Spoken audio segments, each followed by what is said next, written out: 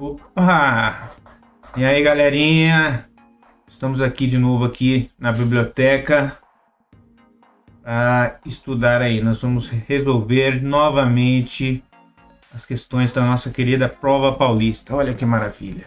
Dessa vez nós vamos resolver as questões da segunda série do terceiro bimestre de 2023. E nós vamos dar continuidade então. Vamos lá. Certo? Então vamos lá, segunda série. Dar um zoom aqui, ó.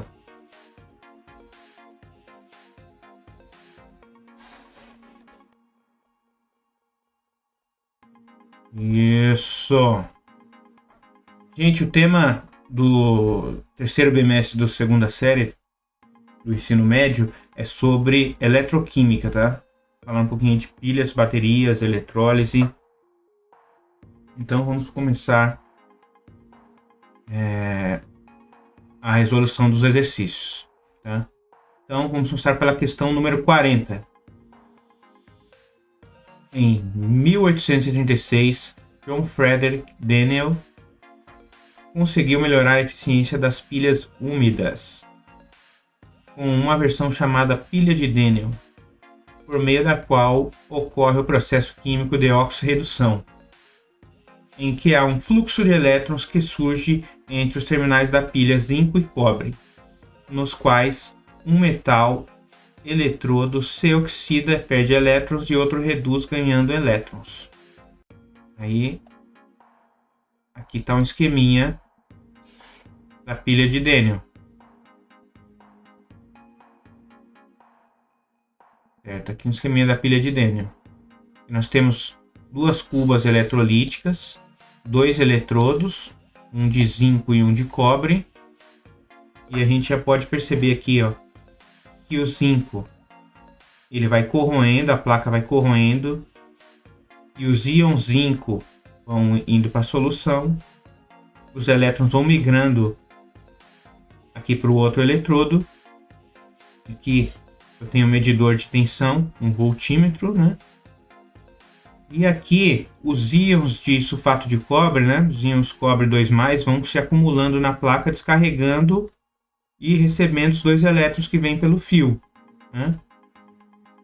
Aqui nós temos a reação global. Agora, a pilha de Daniell, como ele falou aí, foi uma evolução da pilha do Volta, do Alessandro Volta. E a pilha do Volta, ela descarregava muito rápido e não acumulava muita carga, né? Então tinha um problema, né? Então aqui ele conseguiu criar uma pilha que durava bastante tempo e mantinha uma corrente estável, né? Então foi uma revolução, mas ainda era um pouquinho, vamos dizer assim, difícil de manusear e ir para os locais com ela. Por quê? Porque são duas cubas cheias de líquido. Isso aqui esbarrou, pode derramar alguma coisa, então não era tão prático, vamos dizer assim, mas pelo menos era funcional, ela funcionava direitinho. Então foi uma evolução da primeira pilha de Alessandro Volta, né? Aí aqui nós temos, assim, com base no processo de oxirredução e na análise do esquema acima, qual afirmativa está correta? E vamos ver aqui as alternativas. O zinco cátodo é o que sofre redução, perdendo elétrons.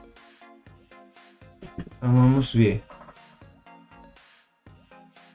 Olha, o zinco aqui, ó, o eletrodo de zinco, ele realmente perde elétrons. Os elétrons vão ser transmitidos aqui pelo fio para o outro eletrodo, tá?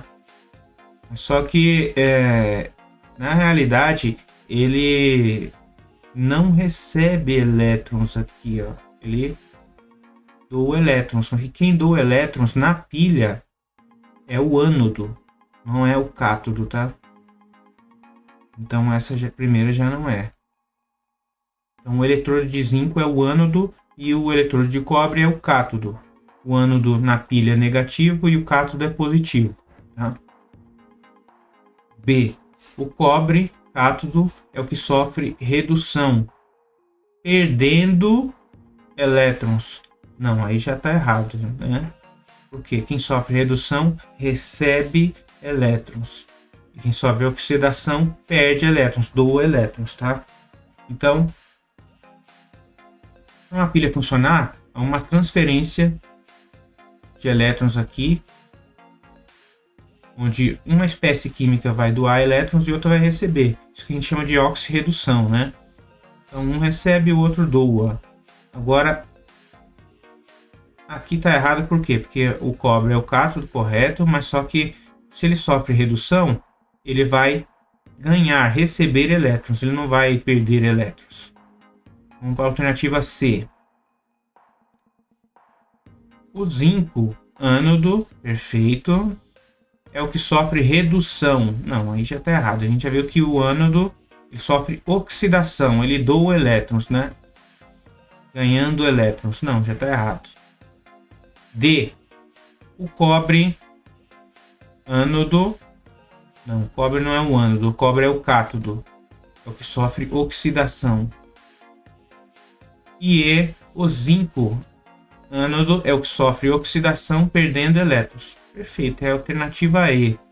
Agora, meus queridos, é o seguinte. É a alternativa E, a gente já viu. Mas para ajudar a entender melhor, vamos colocar aqui um esqueminha. A gente não se perder nisso, tá? Então, em uma pilha, nós temos os eletrodos. Eu tenho o eletrodo positivo e o eletrodo negativo. O eletrodo positivo, ele tem um nome, a gente chama de cátodo.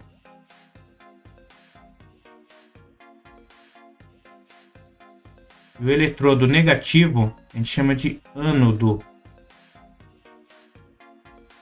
Ânodo.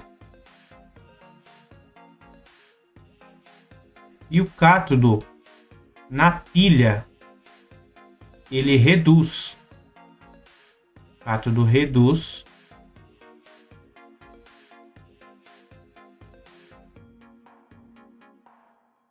E o ânodo oxida. Isso quimicamente falando, quem reduz recebe elétrons.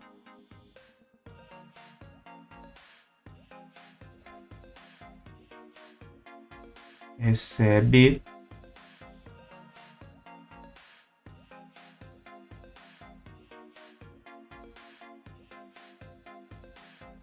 elétrons. E quem oxida perde elétrons. Então, a pilha tem dois eletrodos. Positivo é o cátodo, que reduz. Isso quer dizer que ele recebe elétrons, é o termo para receber elétrons. E ânodo é o polo negativo, que oxida. Então, ele perde elétrons. Tudo bem? Então, tem uma outra forminha aqui de mais fácil da gente decorar. É o seguinte. O famoso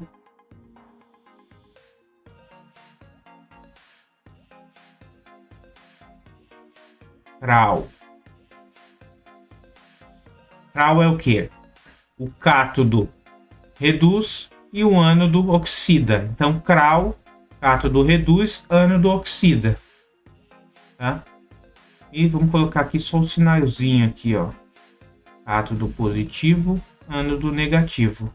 E isso, na eletrólise, inverte. O cátodo fica negativo e o ânodo positivo. Mas o cátodo reduz e o ânodo oxida. Tá? Então, vamos para a próxima.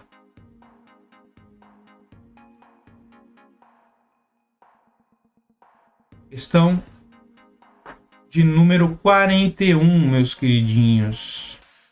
Questão de número 41 da Prova Paulista 2023. Existem condições para que haja uma transformação química entre elas. Está a reatividade dos elementos químicos, sendo a capacidade dos átomos de uma substância química de reagir com outros átomos ou moléculas para formar novas substâncias. A reatividade depende das características da camada de valência dos átomos, que é a camada mais externa e contém elétrons, sendo influenciada pela eletronegatividade, tamanho e carga dos átomos. Camadas de valência completa ou incompleta. Por experimentos, foi determinada uma fila de reatividade dos metais e ametais. Assim, os metais possuem a tendência de ceder elétrons, ou seja, se oxidar, sendo algo diretamente proporcional à sua reatividade, além de estar ligado à sua energia de ionização, propriedade da qual metais mais reativos reagem com substâncias cujos cátions são menos reativos. Segue abaixo o esquema que representa parte da fila de reatividade. Eu tenho aqui os metais alcalinos, potássio, bário, cálcio, sódio, magnésio. Aqui tem alcalinos e alcalinos terrosos, né? Aqui eu tenho outros metais de transição, alumínio, zinco, ferro. Eu tenho o hidrogênio, que não é um metal, mas ele é utilizado como padrão, vocês já vão entender por quê. Aí depois eu tenho os menos reativos, os metais nobres, né? Cobre, mercúrio, prata e ouro. Reatividade crescente dos metais. Então, quanto mais para a esquerda aqui, ó, mais reativo eles são. E quanto mais para a direita, eles menos reativos são, que eles menos reagem, né? Eles são considerados nobres. Considerando a fila de reatividade, analise e indique dentro dos materiais abaixo qual acabaria reagindo com uma solução de sulfato de magnésio. Sulfato de magnésio a ser armazenada. Certo? O que isso quer dizer? Que é o seguinte. Eu tenho essa substância aqui, ó, sulfato de magnésio. E se eu tiver uma espécie química, um metal mais reativo do que o magnésio, quer dizer, mais para a esquerda aqui, ó, o magnésio está aqui. Se eu tiver um metal mais para a esquerda aqui, ele vai reagir no lugar do magnésio. Ele vai deslocar o magnésio dessa substância aqui. Vai formar sulfato de um outro metal. Tá? Agora, o que eles falaram aqui em cima é pertinente. Olha só. Às vezes, o átomo, a espécie química neutra, sem cargas, ela é mais reativa do que o cátion. Quer dizer, quando ele adquire uma carga elétrica, né? Perdendo ou ganhando elétrons. No caso dos metais, eles têm a tendência de perder elétrons. Então, muitos metais, a forma dele iônica, na forma de cátion, ela é mais estável do que a forma neutra, né? Isso tem a ver com a teoria do octeto e tudo mais, mas não vamos entrar ao caso. Vamos resolver a questão aqui primeiro. Então é o seguinte, nós temos aqui a prata. A prata, vamos ver onde é que ela está. Olha o Ag onde é que está. Está aqui.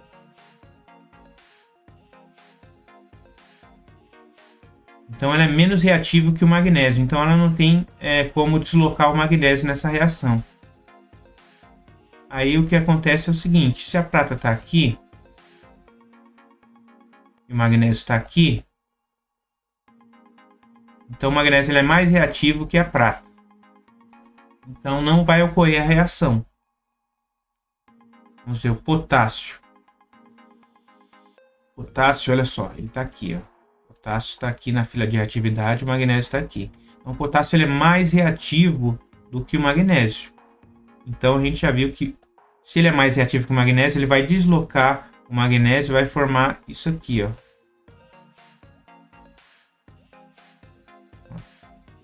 Então eu tenho aqui o potássio mais sulfato de magnésio,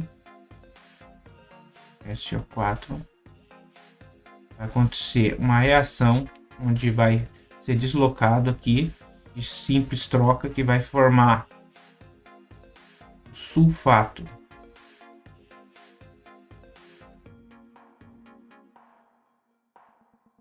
Balancear aqui, né? colocar aqui porque preciso de 2 potássio, sulfato de potássio mais o magnésio. Então vai acontecer essa reação, vai haver uma reação de deslocamento aqui. O ouro, vamos ver os outros, para ter certeza. O ouro ele é menos reativo, não vai acontecer a reação química.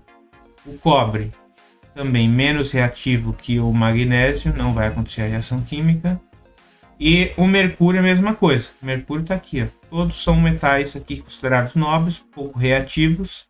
Isso aqui é pertinente, né? A reatividade dos metais. Por exemplo, se eu sofro algum acidente, preciso colocar um pino em algum osso, alguma coisa do tipo, ou uma prótese dentária, ou qualquer esquema nesse sentido, né? Colocando no corpo da pessoa. Você vai querer uma substância, um elemento químico, um metal que vai ser reativo, que vai reagir dentro do seu corpo, ou algo que não vai reagir, vai ser inerte. Por exemplo, você coloca um parafuso de ferro. E a pessoa que lê enferrujando dentro do seu corpo, ou uma prótese dentária com ferro enferrujando dentro da sua boca, então tem que ser colocado o quê? Metais que são pouco reativos, né? E que não são tóxicos também, logicamente, né? Tem alguns metais que são tóxicos aí, então também tem que levar isso em conta. Então aqui, no caso dessa alternativa, essa questão é a alternativa B. Vamos marcar aqui, alternativa B. Certo? Vamos para a próxima.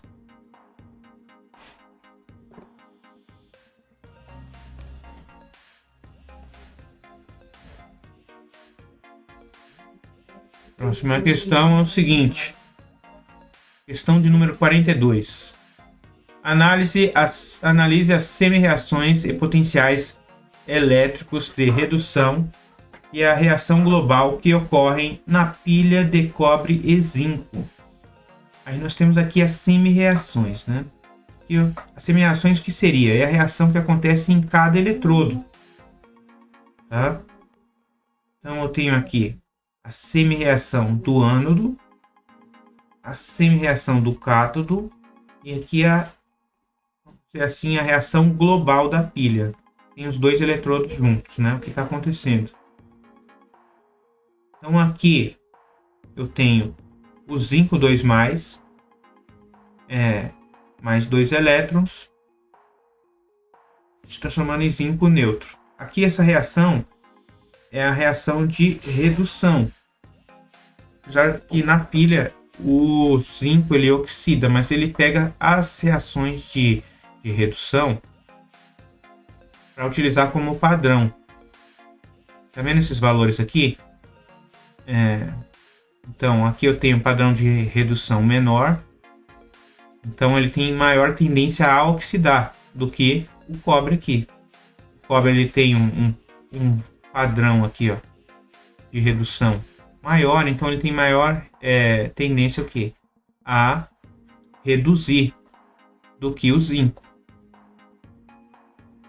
E a reação global, que eu tenho zinco 0, zinco com carga neutra, mais o cobre 2+, eles vão se transformar em cobre aqui metálico, cobre neutro, né?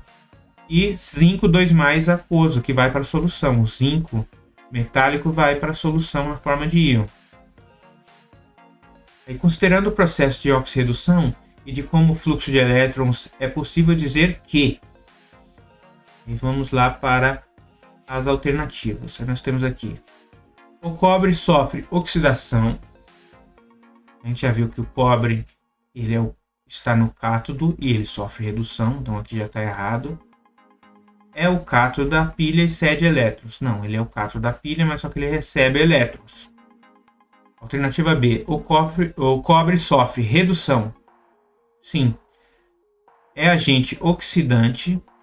O negócio de agente, gente, é o seguinte. Ele age no na outra espécie química. Então é o seguinte, se ele sofre redução, ele age na outra espécie química oxidando-a, né? Então ele é um agente oxidante, que ele causa oxidação no outro, tá? Então ele sofre redução, é um agente oxidante e recebe elétrons. Perfeito.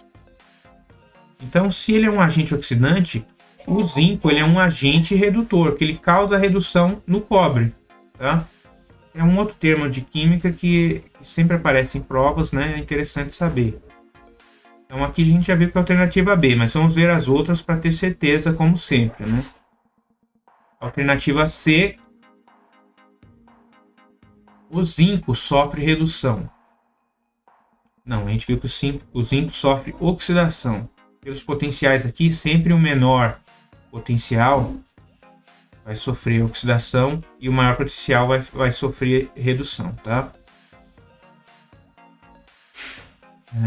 O zinco sofre redução? Não. O ânodo é o ânodo da pilha, ele é o ânodo da pilha, mas não sofre redução e recebe elétrons. Não, ele doa elétrons. Alternativa D, o cobre sofre redução. Sim. É agente redutor? Não, ele é o agente oxidante. E é o ânodo da pilha? Não, ele é o cátodo. E o zinco é o cátodo? Não, ele é o ânodo, é o polo negativo da pilha, é agente oxidante e cede elétrons. Não, a gente já viu aqui que nesse caso é a alternativa B. Lembra lá do CRAL, né? CRAL. E aqui, caneta. A gente tem que melhorar muito a escrita com isso aqui. Então, o cátodo reduz e o ânodo oxida. Na pilha, o cátodo é positivo e o ânodo é negativo. A eletrólise inverte o sinal aqui, mas o cátodo sempre vai reduzir e o ânodo oxidar. Então, vamos para a questão de número 43 da Prova Paulista de 2023, terceiro bimestre, né? Da terceira série do ensino médio. Então, a conversão da energia química em energia elétrica em dispositivos eletroquímicos, como pilhas e baterias, esses dispositivos têm diferenças importantes entre si, como a composição química. Também as pilhas são dispositivos eletroquímicos constituídos por um eletrólito e dois eletrodos, célula primária, enquanto as baterias são formadas por pilhas ligadas em série ou paralelo, células secundárias. Uma diversidade de dispositivos eletrônicos se beneficia do uso desses mecanismos para fornecer energia, incluindo relógios, controles remotos, brinquedos, telefones celulares e laptops. Corretíssimo, meus queridos. Então vamos ver agora qual é a pergunta. Dessa forma, avalie as afirmações a seguir. Tá? Aqui eu tenho uma pilha e aqui eu tenho uma bateria. Aí nós temos as afirmações. 1. As pilhas são constituídas por um único eletrodo. Creio que não, né? Sempre tem dois eletrodos, positivo e negativo. As baterias podem durar por várias recargas antes de sua capacidade diminuir. Sim, as baterias ela tem como característica você possibilitar recarregar elas, né? Então, a alternativa 1 está errada, as 2 está correta. Pilhas e baterias são compostas por elementos químicos e suas composições não variam de acordo com o tipo específico.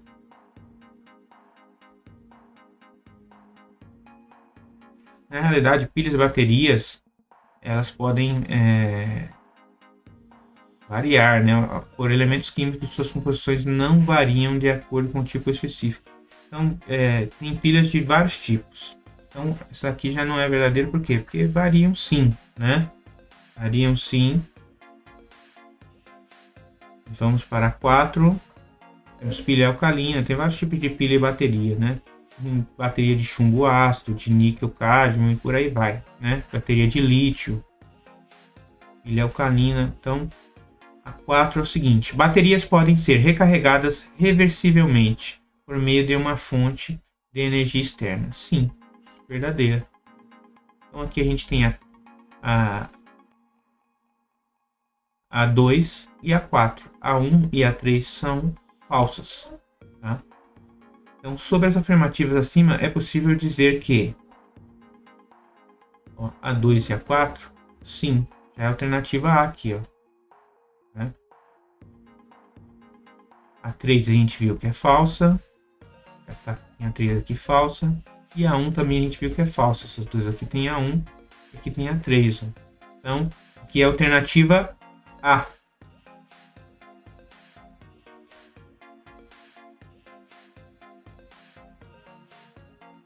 Vamos termos essa daqui e essa daqui. Certo? Vamos para 44. Questão 44 da Prova Paulista, 2023, terceiro bimestre. A eletrólise é um processo não espontâneo. É boa, isso aí. A pilha é um processo espontâneo. O que quer dizer? Que ao você ligar uma pilha a algum equipamento, aos seus polos, aos seus eletrodos, ela funciona automaticamente, né? Então a reação ela segue automaticamente. Agora, uma reação não espontânea, ela não acontece automaticamente. Ela precisa de uma fonte externa de energia para poder acontecer. Senão, ela não ocorre naturalmente. Havendo a passagem de corrente elétrica por um sistema líquido, com íons gerando reações químicas. Assim, a técnica de galvanoplastia. Galvanoplastia é você revestir uma peça com um metal, né? uma zincagem, uma cromação e por aí vai, né? Aqueles folheados a ouro, aquelas joias folheadas a ouro, isso aí é um processo de galvanoplastia. É realizada através da eletrólise em meio aquoso. Nesse tratamento, há depósito de um metal sobre uma superfície condutora, cujo objetivo é melhorar propriedades físicas e estéticas da superfície. Há vários tipos de galvanoplastia, entre elas a zincagem, conforme consta na imagem a seguir. Aí aqui, ó, vamos ver a imagem. Eu tenho uma bateria aqui, já dá para perceber. Aqui eu tenho o eletrodo, que é um metal. Aqui eu tenho uma solução, provavelmente deve ser uma solução de sulfato de zinco. Aí, o que está acontecendo é o seguinte, aqui eu tenho um outro eletrodo, tá vendo? E aqui eu tenho outro eletrodo. Aí a peça é o seguinte, quando eu passo uma corrente elétrica, os íons zinco da solução começam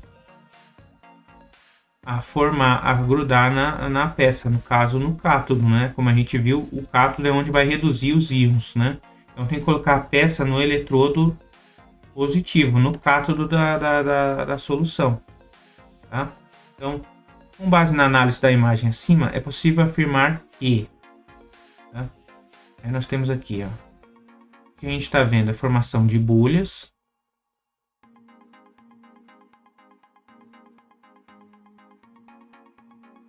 e uma peça sendo revestida.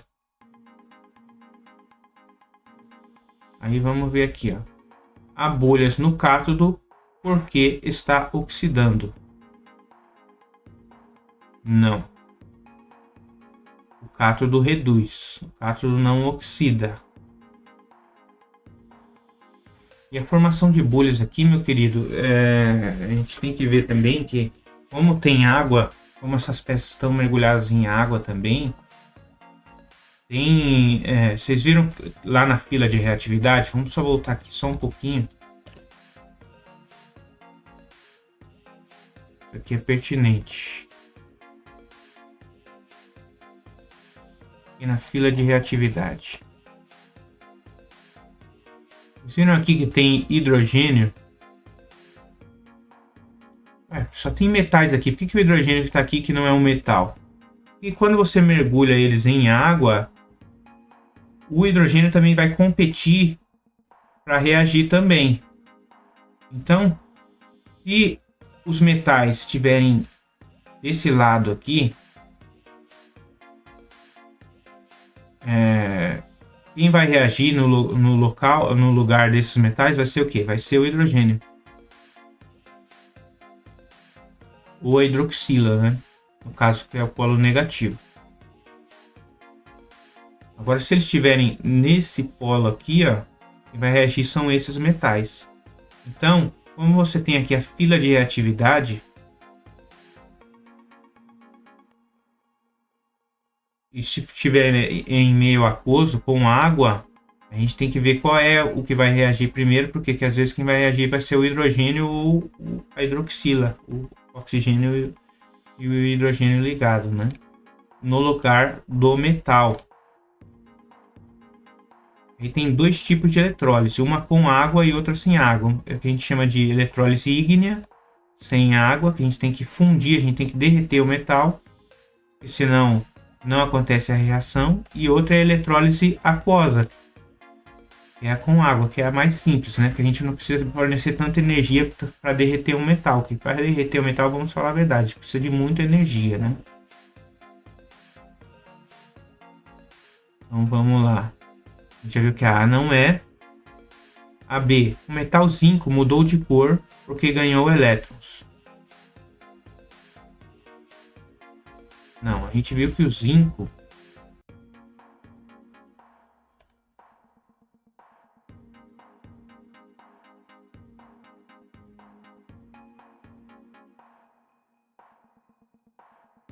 mudança de cor do zinco, zinco metálico no anodo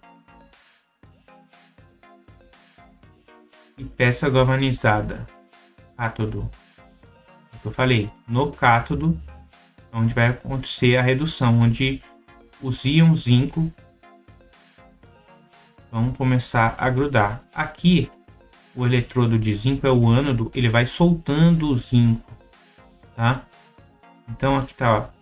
O metal zinco mudou de cor porque ganhou elétrons. Não, ele perdeu elétrons.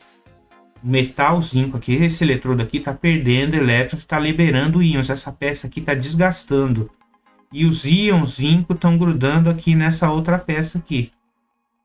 E provavelmente é uma peça de ferro, onde os íons zinco estão grudando, porque aqui eu tenho um eletrodo negativo, onde vai ser descarregado os íons zinco, aqui recobrindo a peça com zinco, tá? Então, não é porque ganhou um elétron, pelo contrário, porque perdeu elétrons. Agora, o C. O metal zinco sofre eletrólise espontânea nessa imagem. O metal zinco sofre eletrólise espontânea? Lógico que não, precisa ter corrente elétrica. Por isso tem a bateria aqui, tem essa bateria, esses eletrodos aqui, ó. Se não tiver corrente elétrica, não acontece espontaneamente, muito pelo contrário, é não espontâneo. Precisa de fornecer energia, senão não acontece. Alternativa D, a peça galvanizada, sendo cátodo, foi recoberta com o metal zinco. Perfeito. Aqui ó, eu tenho a peça galvanizada, os íons estão recobrindo, tá vendo que tem uma tonalidade metálica aqui? Então é o seguinte, estão recobrindo com os íons zinco aqui. Então a alternativa D está correta. Peça galvanizada, sendo cátodo, foi recoberta com o metal zinco. Vamos ver a alternativa E só para ter certeza novamente. O cátodo perdeu material. Não.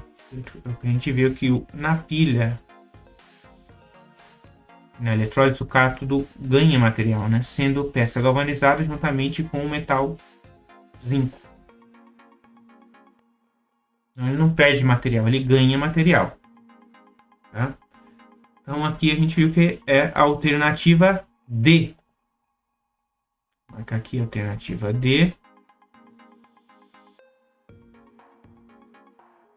Só para entender melhor, olha. Rau.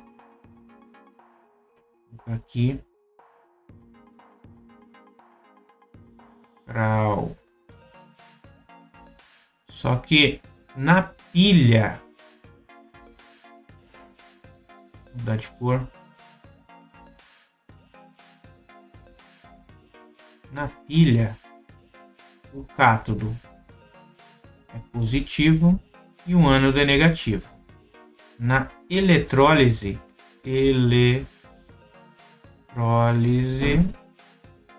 o cátodo é negativo e o ânodo é positivo. A gente inverte o sinal, tá? Mas o cátodo sempre vai reduzir e o ânodo oxidar. Tá bom? Então tem essa noção aqui. E na pilha é uma reação espontânea. E na eletrólise é uma reação não espontânea. Só para lembrar. Grau, cátodo reduz, ânodo oxida. Reduzir, recebe elétrons, oxidar, dar elétrons, né?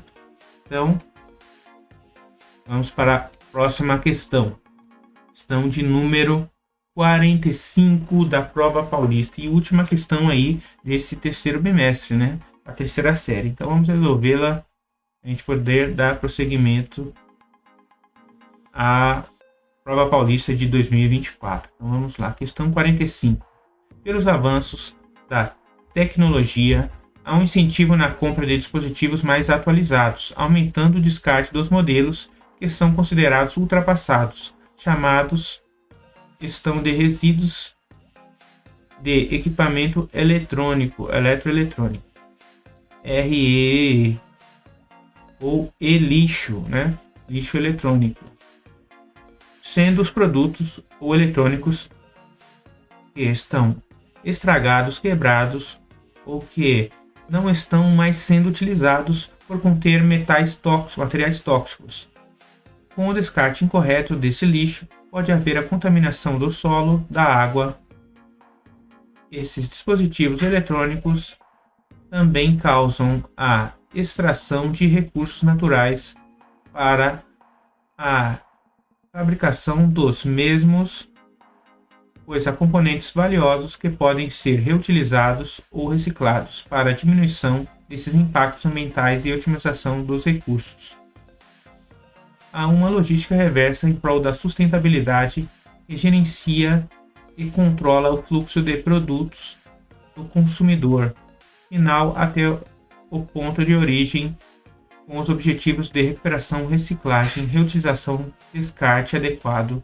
Como exemplo, ao processo de reciclagem de pilha e baterias, cujas operações estão dispostas no fluxograma abaixo. O que ele falou aqui é o seguinte, né? Temos o problema aí do lixo eletrônico e nós temos o problema de reciclagem disso, né? Considerando a reciclagem de pilhas e baterias, as etapas do fluxograma acima, é possível afirmar que, após o processo químico, a obtenção de zinco, após o processo térmico, a recuperação de sais e óxidos metálicos, também não. Após a triagem, o material vai direto para o processo térmico para a separação de zinco, também não. Ele está falando do fluxograma, mas ele não deu o fluxograma. Vamos ver se a gente encontra o fluxograma aqui.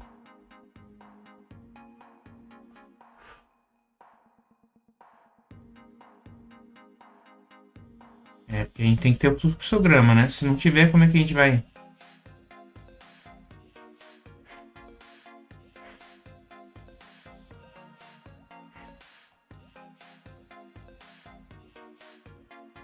Ah, tem um fluxograma aqui, ó.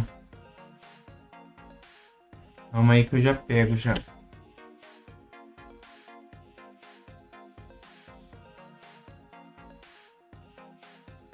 Fica difícil, viu?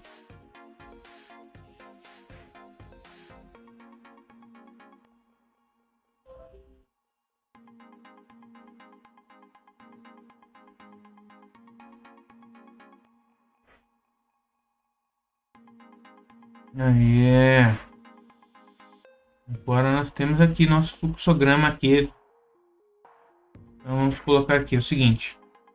Temos o recebimento de pilha e bateria, segundo o fluxograma. Ele passa pela triagem, separação. Separação, a gente separa aqui o tipo e a composição. Aí, o que eles fazem depois da separação? Eles são triturados. Remoção de capa, tal, aquela coisa toda. Depois vem o tratamento. Aí eles podem ser tratados por processo químico ou processo térmico. Tem dois tipos de processo para retirar e separar os metais. Aí, pelo processo químico, recuperação de sais e óxidos metálicos. E pelo processo térmico, separação do zinco.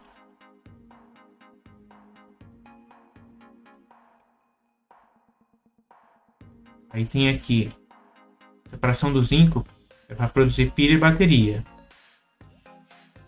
E os sais de óxidos metálicos, matéria-prima, fazer corantes e pigmentos. Então nós temos dois processos aqui de separação, né, e de reutilização.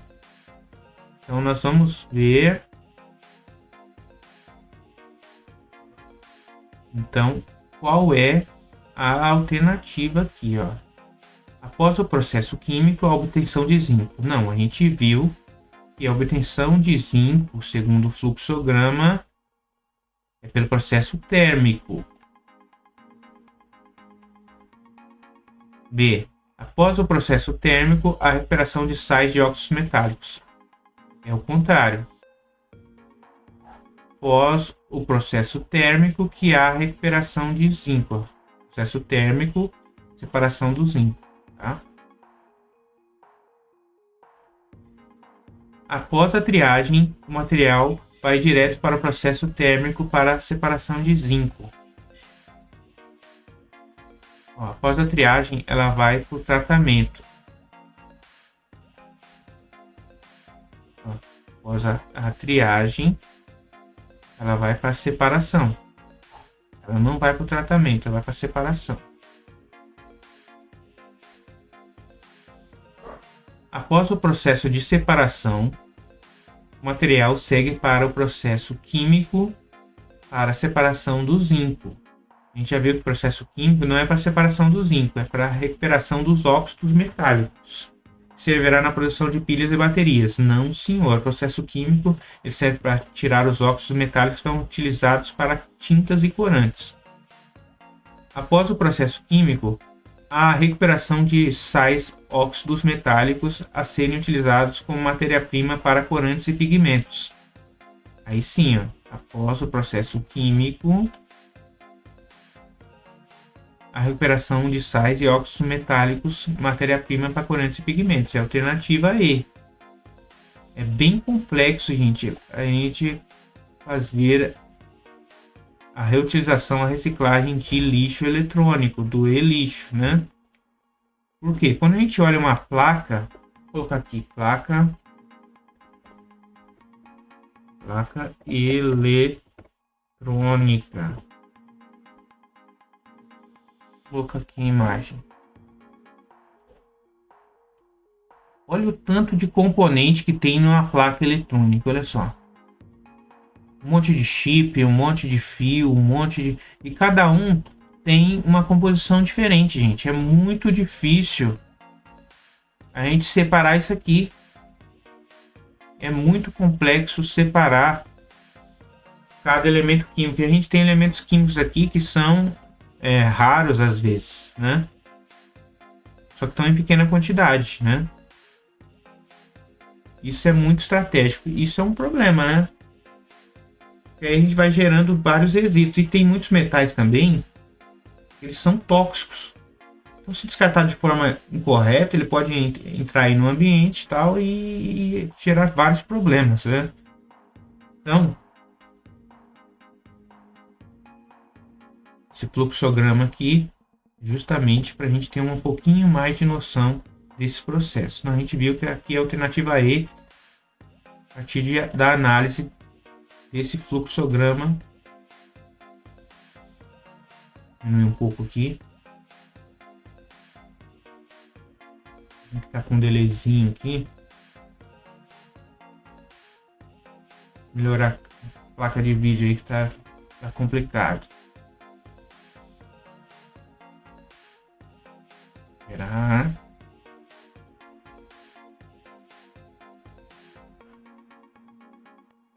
Então, a gente viu que essa questão foi mais de análise do processo, né, do fluxograma aqui, no caso. Então, o que a gente vai fazer é o seguinte. Terminamos por aqui. Essa foi a última questão, de 45, a gente viu que é a alternativa E, né? Só ver aqui se a gente colocou aqui, alternativa E. Beleza. Então, a gente conseguiu aí resolver a questão, as questões aí da Prova Paulista de 2023, do terceiro ano, no caso aqui, do terceiro bimestre. Então, agora nós vamos começar as questões de 2024. Então a gente se vê aí no próximo vídeo, né, meus queridos? Nessa saga de Prova Paulista, a gente vai resolver também o Provão Paulista seriado, que é pertinente, principalmente o pessoal que quer entrar numa universidade pública, concorrendo aí de uma forma mais fácil, que é bem mais fácil que uma VUNESP, né, que a prova da Unicamp e tudo mais. Por quê? Porque eles estão concorrendo ali com alunos de escola pública que estão mais ou menos no mesmo nível, né? Mais justa. Então, vai estudar um pouquinho e a gente consegue passar, tá? Então, até mais, galerinha. Não esquece aí de curtir, beleza? Então, tchau, tchau.